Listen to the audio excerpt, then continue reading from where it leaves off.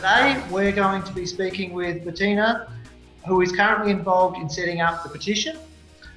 Bettina is currently stranded in Europe and is working hard to bring more attention to the situation of many temporary visa holders. Our thoughts are with thousands of temporary visa holders who are stranded overseas and are unable to return to Australia due to this entry ban.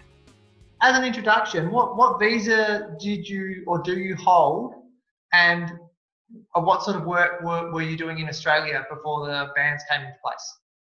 So I'm currently on a 482 temporary skills shortage visa, and I work as an accountant.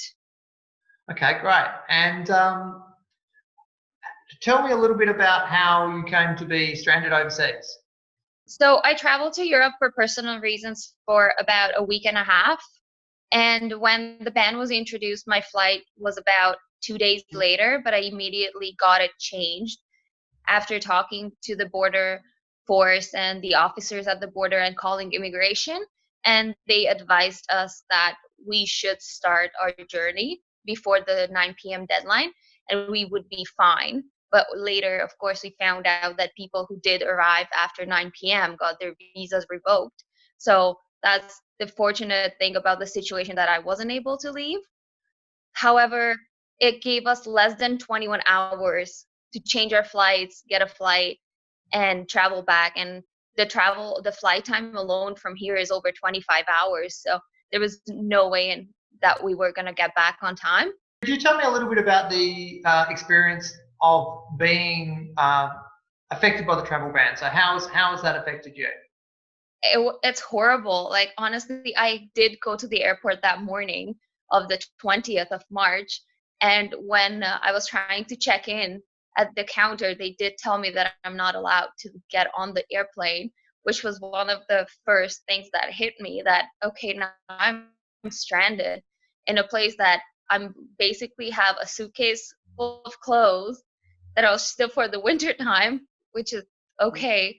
I'm in a hotel with no personal belongings. Like, my entire life is in Australia.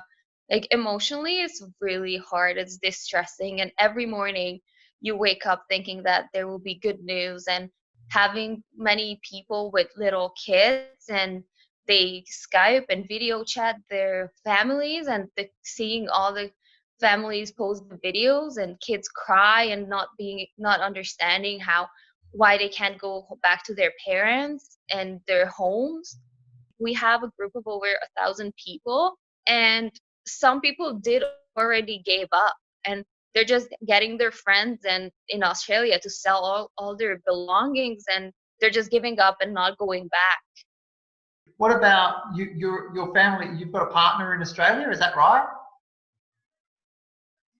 It's getting harder and harder for him as well, because now we're on one salary, and we live in Sydney, which is not the cheapest city, and we're paying rent over there from one salary, and we're paying something for me to stay here, and we did import our pet, our little dog, with us when we moved. So there isn't even an option for him to leave and join me, and then we can go back when this whole thing is over. And he wouldn't have a job here in Europe, and like, I can't work either because of tax regulations. You've gone through the experience of trying to get the exemption through? I applied over 25 times now. Every single time you're trying to, I think I hold a record now, especially at the beginning when you thought it was a glitch or it didn't go through, because it does say on the government website that if it's a negative answer, you might not get a reply. At this point, I don't think there is more I can give the government in sense of proof and, like, background about your life in Australia, why you need to go back. Like, my employer submitted a letter, like everything. Like, so we also have in a group, we had a nurse who didn't get approved. We also have a doctor who doesn't get approved, and this week we had a graphic designer get approved to go back to Australia. So there's no consistency at all. Tell me about how it's affecting your employer to not be able to have you working for them.